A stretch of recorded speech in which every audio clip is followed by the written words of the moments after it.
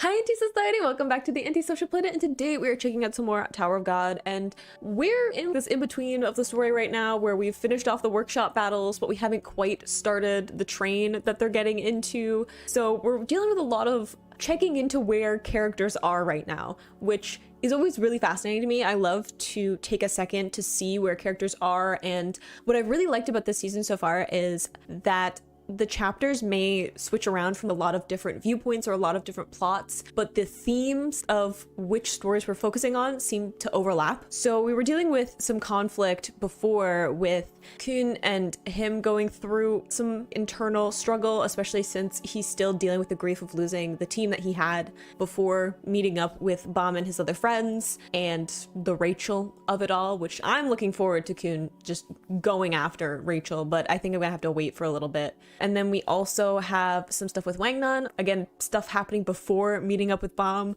and him needing to deal with whatever past he seems to have that's related to this ring and Jihad and other things going on. He's having nightmares about it, so I feel like it's gonna be something he needs to actually face head on and deal with. And then of course we have my poor teddy bear that's so injured that we need to go and get his ability back because apparently it was stolen from him, because Cassino just continues to be a terrible person to him, which is surprising given that they went through so much together. I thought that there would be like a more brotherly bond between them, but apparently not. Apparently that doesn't really matter. There's a lot happening at the moment, and most importantly, Bam cut his hair, so he's officially Bam again in my head. Violet is the long hair, and we've gone back. We're splitting up and we're starting on different adventures, and there's lots of little pieces that are being set up. So I don't really know where we're gonna go with this particular chapter, but let's just get into it. I feel like we're gonna have I don't know, an important meeting of some kind, because she has her suspicions. So are we gonna talk about it?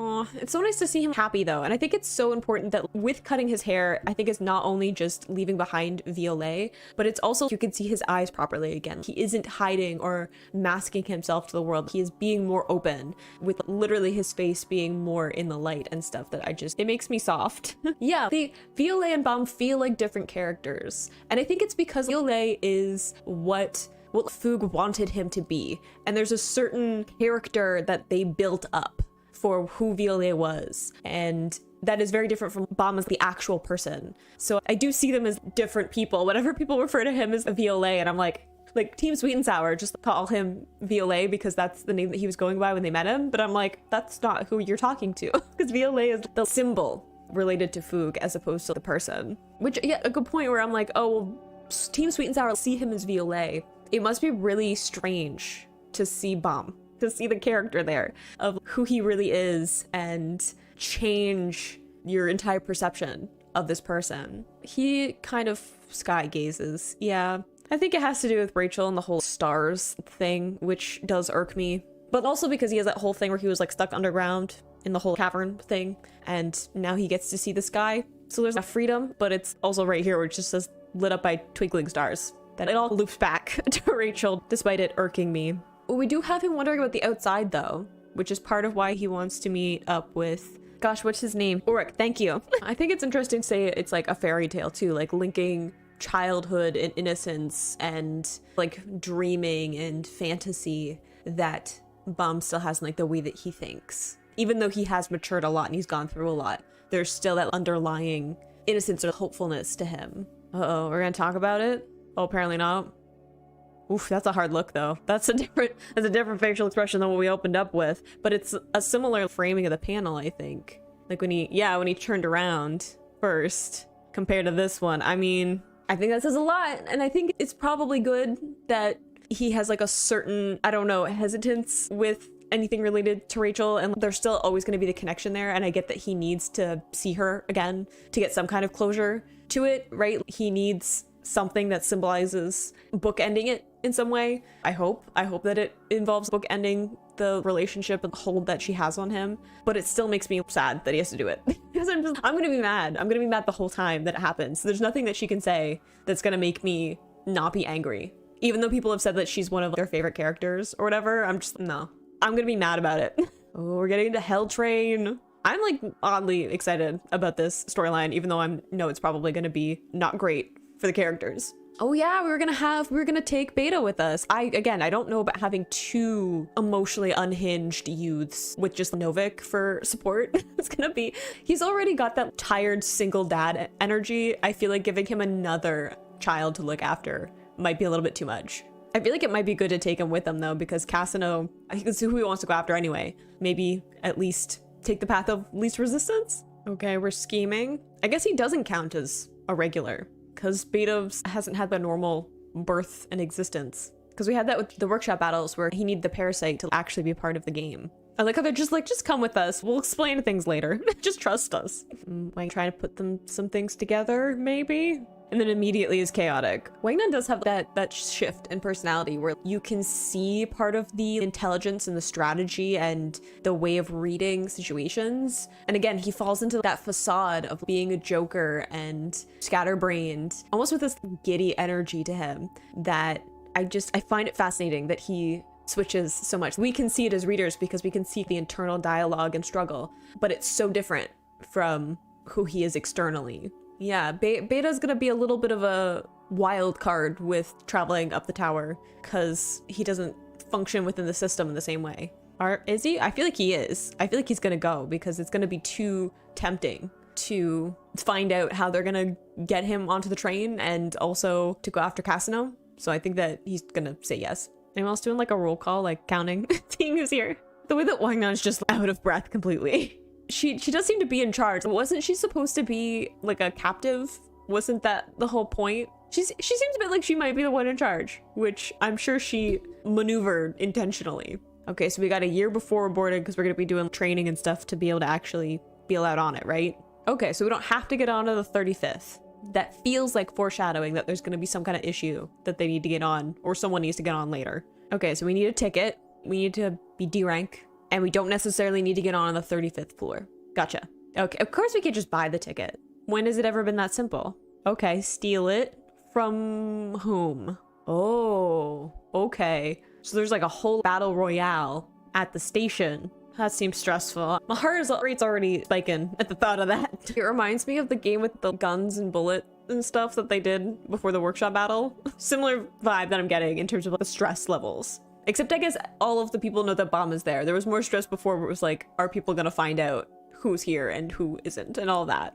Yeah, okay, fair point. I feel like, I guess you can technically buy it, but you'd have to find someone who would be willing to give up the ticket. And I'm assuming it would be super expensive. If someone has gotten this ticket in some way, whether that's battling or stealing or whatever, so you would need to pay a stupid amount of money to get a ticket if you were actually just gonna buy one. I'm sure there are people selling them. Because why not? It's gonna be a lot to get these tickets, and there's quite a few people we need to get tickets for, which also makes me stressed. And what level are those people gonna be? Because they're saying like D rank regulars, but you have to be D rank at least to get onto the train. But you can be a much higher rank and still board the train. What kind of rankers are we stealing from? Rankers, regulars, where are we going in terms of power level with people who have these tickets that we need to steal from?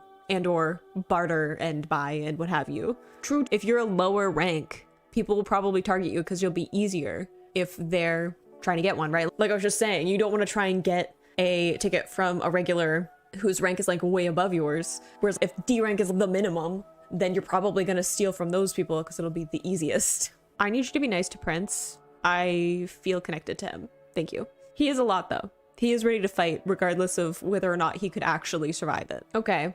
Train is a regular only, so at least we don't have to worry about some people. Yeah, I get at a certain point it's not worth it, depending on how powerful the people are that are all going to be on the train compared to your own power level. Yeah, I get separating from Bomb too, because they need to get their own skills separate from him. But also Bomb needs the space to explore his abilities, especially with his new abilities that have come into his possession with the needle and everything. And he's been solo for a bit. So I feel like he's more trained to fight and be in combat without having to worry about other people. He's got a pretty good target painted on him because there's a lot of people who want to pick a fight with him in some way or, I don't know, engage with him in some way that it's probably safer to not be around him as much. Oh, I like how Rock is allowed to also come.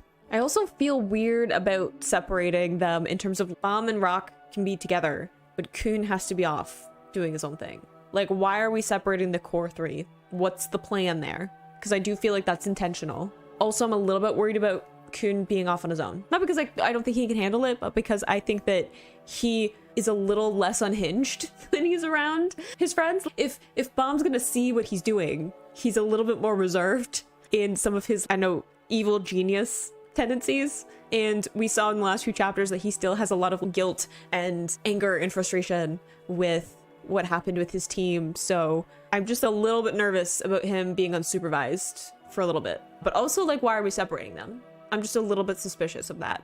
A year's really not that long though, so they're gonna have to do some serious training, but also they're gonna be back together soon. Wang Nun seems a little bit less passionate. He used to be the one of the most chill in the room, which makes me also a little bit nervous. Aw, I hate him saying being a burden. I feel like he has so much guilt and trauma that I just feel bad for him. I also get wanting to prove yourself. Oh, you weren't a failure though. You've passed. You made it all the way here.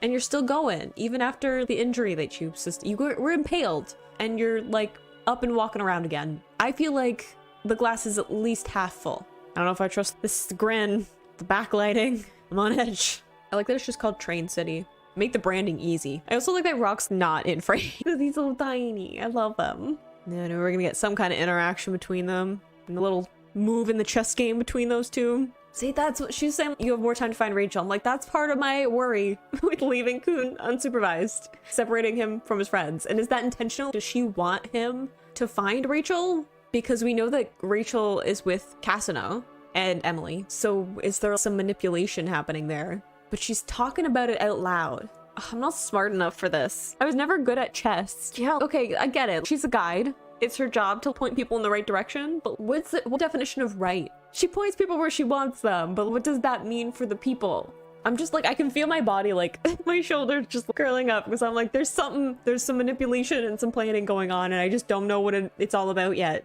It's true, Kun didn't argue about being separated, which I feel like is also a sign that he has his own plans that he doesn't want Bomb or Rock to be around for.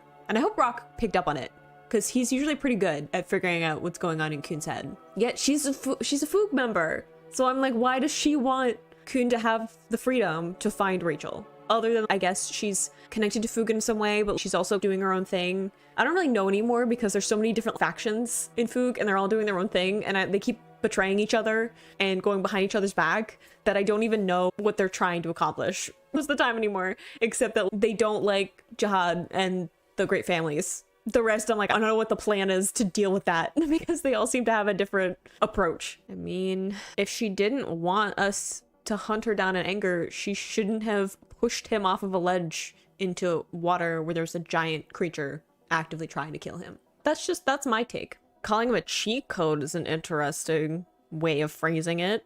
But also here, her trying to say Kun should be afraid of what Bomb will do if he finds out. And in this panel, we have it on her covered eye as opposed to earlier where you could see her eye. This feels like she's telling the truth because she knows that this is what Kun is planning. And then switching here, it feels more manipulative because we can't actually see her eyes. So her saying, you should be afraid of what Bomb will do when he finds out because he is super powerful. I feel like there's more layers there. And the fact that she's calling him a cheat code, you could use this tool to your advantage to be able to actually get up the tower easier. What is your real goal now? Is it getting revenge and going after Rachel, or is it going up the tower like your original goal with all of this? And I knew he was gonna join. I knew Beta was gonna be part of it. She probably does. She probably has some kind of plan. I don't know if it's a good plan. I don't know if it's the best plan that she could probably come up with, but she's probably got plans and incentive plans. Could lose. I don't think so. I believe in Kun too much.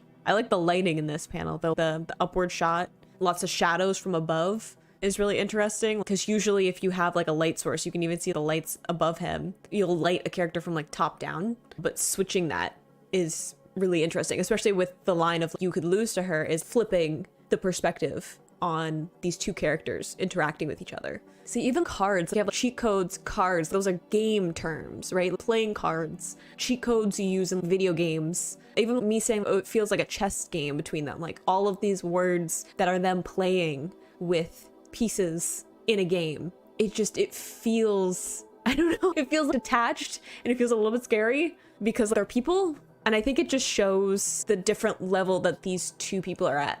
that they can have these conversations where they do completely detach. I know that Kun is legitimately emotionally invested in what's happening. There's a reason that he wants to go after Rachel. It's because he has this very strong emotional reason behind it. But he can so quickly detach from that and be this very cool, logical game master kind of feeling to him. And it is jarring. And they waited for him. Cuties. Didn't answer the question, Kun, but okay. Oh, they're gonna have to say goodbye. Am I gonna get my feelings? You're just a handshake? We're not even gonna hug? I bet Rock goes in for the hug. He's a hugger. See, look at Rock with the internal dialogue saying, why is he being so obedient? What's wrong with him? Rock notices things. And I love that. I love that he has this character of being very emotionally driven and impulsive, but he's so observant of people. He understands people, and it's like that hunter mentality that he can see what people are in a way that a lot of the other characters don't. Even Kun doesn't quite get it all the time. He can figure it out if it's people's motivations and things that could directly interfere with his plan. Like, he can understand why people do stuff in terms of the logical side, but Rock can read people's minute emotions and actions, and it's more empathic with him. He's gonna pick up on the fact that Kun is acting differently. Bom may also pick up on it, just a little more quieter. He's gonna be less hostile about it. He's less likely to sit Kun down and demand answers than Rock is. Ooh, good transition to the statue. Oh, I feel like every time something with Rachel comes up, I'm just like, it's fine. We have some new characters, the hooded ones. One is eating a snack. That place, very cryptic, probably intentionally.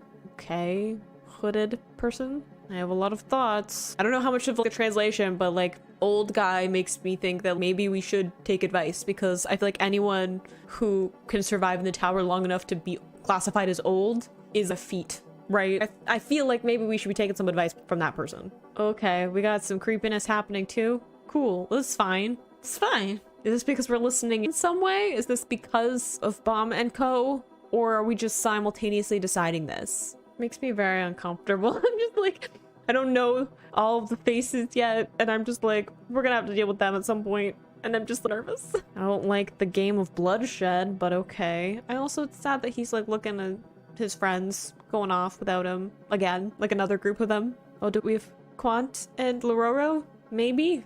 It was only one chapter and I'm already like nervous. Okay, this is fine. Oh, we're in another spooky castle? It's probably fine. It's not the same one as we had before. It's a different spooky castle. Oh, the gamer person that we saw all the way at the beginning of season 2. Didn't we see with Lady Yuri? It's a crazy clip happening there with the giant axes.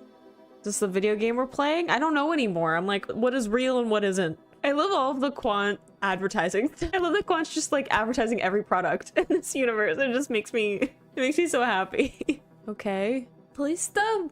The Polista? That's not ominous. Why are we talking about the animals not crying? We have another person eating. Is this connected to the hooded person that we had before that was saying all the stuff about how they need to be worried with Rachel's team, where we had Michael and Apple? Wasn't that the tech girl? Oh my goodness. Is it connected? I just read the chat of being in Foog Camp. Is it connected then? Because we have the snacks, the close-up on the snacks, which was also what we had before with the hooded person. Again, games. We have a lot of game imagery and wording, which I think puts me on edge because it has that disconnection. It sees people and the events that are happening as something very separate. Even opening up on this one where she's playing a game that is about combat and killing people and stuff. And obviously it's maybe virtual. I'm assuming it's virtual, but I don't know, in the tower, there could be some kind of power where someone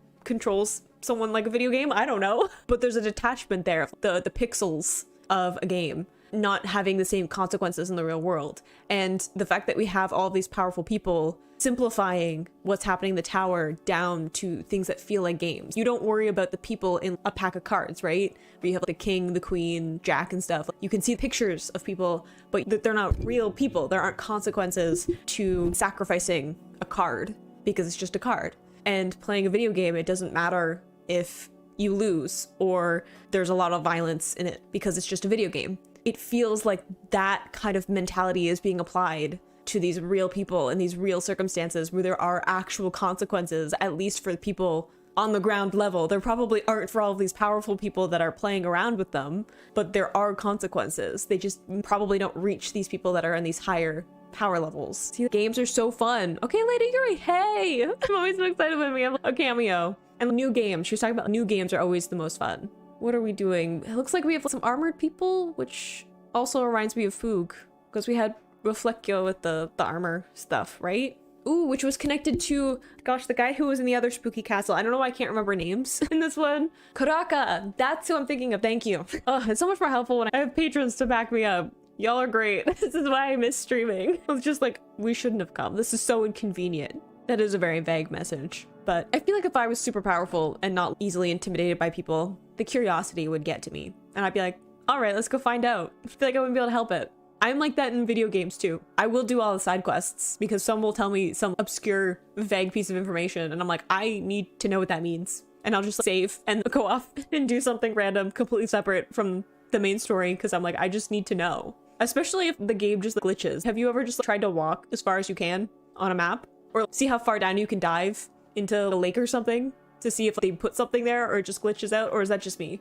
Because I've definitely done that, which is why I can't do open world games, because that's just too much freedom. You need to give me some kind of structure that I have to be like herded back towards. Okay, they're definitely... Isn't that connected with Jihad though? Yeah. I feel like probably using Jihad Royal Guards is probably not great if there's a connection to Foog there. They don't seem to be listening, which is interesting. Is there someone who outranks her that's telling them to be here? Oh, okay.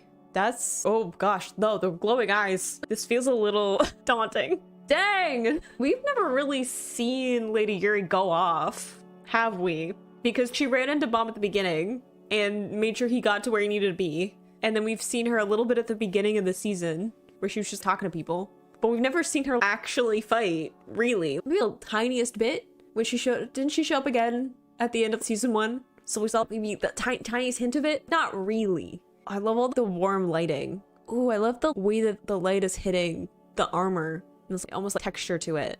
I don't know, this guy's a little bit creepy, but I kind of like his completely unfazed vibe. He has a little bit of Alfred from Batman vibe of nothing can faze him. Nothing shocks him. He's just, it's not the craziest thing I've ever gone through. That he's got that vibe to me. Just sip a drink, unbothered. She's a little demonic, isn't she? I'm okay with that. I do tend to like the unhinged characters. For all of my preference, obviously, for gentle giants with cuddly energy, right? I definitely also have a soft spot for the manic, unhinged characters. I don't really know why. Especially the ones that are like morally gray. There's moments where maybe there's the good guys, but then also there's the bad guys. But mostly they're just doing their own thing because rules don't apply to them. I've always liked Lady Yuri, but now I'm just more intrigued. Holy dang, okay, sure. Jeez, yeah, me too. They were just here from orders. Gosh, I love this panel with the trees though. The smoke and stuff all blending together. Not as fun of a game when you lose. Oh, hello. You were like front doors, stairs. I don't know anything about that. Okay, so we have family guards and royal guards, and they're different and they do different things, but sometimes the translation gets them cobbled together. Gotcha. It's like the single glowing eye. I like the attack hug. Was it a joke? I feel like there's probably some more serious things going on right now, and maybe we need to read into it a little bit more. Just like a hey geezer. You could have just said hello. How are things? Using a dead boy as bait. Okay, but as someone who is also forgetful and easily scatterbrained, you asked me to do something I can relate to that. I have to write everything down. I don't trust my brain to hold on to it. It was cute. I agree. Question to the Tower of God fans. Is there a plushie? I don't know about merchandise when it comes to Tower of God. What is out there? Is there a plushie? And if not, can I make one? Because I would. I just feel like that would be super cute. And I want one now that I've thought about it. So that might be something that occupies my brain for a minute. Oh, the hopeful look. I like how it's just moving on. I don't know. It seems official though. It's got a seal and everything. Oh. So do we have a ticket? Is she gonna be on the train? Or is it gonna be part of the plot? Is she gonna give the ticket to someone? Or is she gonna be on the train? I don't know. But at least we know where one of them is now. I mean, she might end up boarding the train because that's where Bomb's gonna be. Whoa, we just ended the chapter. Usually we have a little bit of more of a transition at the end, but okay. Ooh, I like getting to the end of that. I'm like, Equal parts still super excited about this hell train, even though I feel like probably I shouldn't be because it'll like hurt me emotionally. It's gonna be super stressful once it starts. It's like the workshop battles. It's super exciting because they're all gonna be in the same place for the first time in many years, and I just want to see all my characters together. But it was also super stressful. And then the train is also probably gonna be, but I don't know, there's something about a train heist story that just makes my brain happy. And I don't know, I think that there's gonna be some cool stuff in it, even though it's gonna stress me out. I feel like there's gonna be some good stories, and maybe that's because every time I get to a new part in the story, I get comments from people saying the next part is way more popular, or wait till you get to the next thing, or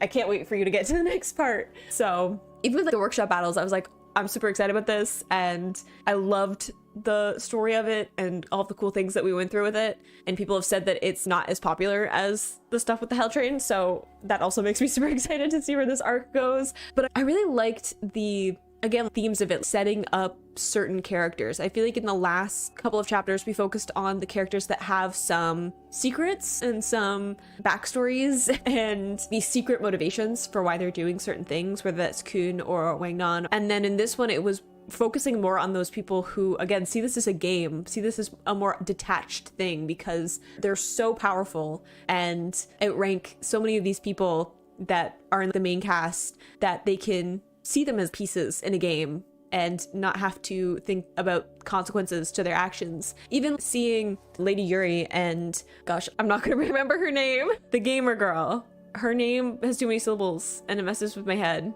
Repelista? That's not gonna stick in my head. Even them using these guards as dragon fodder with each other and then just shrugging it off and being like, let's that and moving on, because it isn't a big deal to them, but they still used these guards, these people that were there, as part of this game between them, and people still got hurt. They still should matter, but to these people they don't, because they don't need to have that attachment to the things going on around them. And I think that shows the kind of power that is being introduced into the storyline with this, and I think shows the huge difference between different ranks and power levels, that you can have such an attachment to all of this. For all of the setup of how difficult it's going to be to get on this train, you have Lady Yuri with a ticket in her hand and she's like, I don't know what to do with this. I wasn't interested in it when I was a regular. What am I supposed to do with this? Ticket being the most important goal that all of these characters are about to embark on and probably go through so much to be able to get one. And Lady Yuri's just like, I don't know what to do with this piece of paper,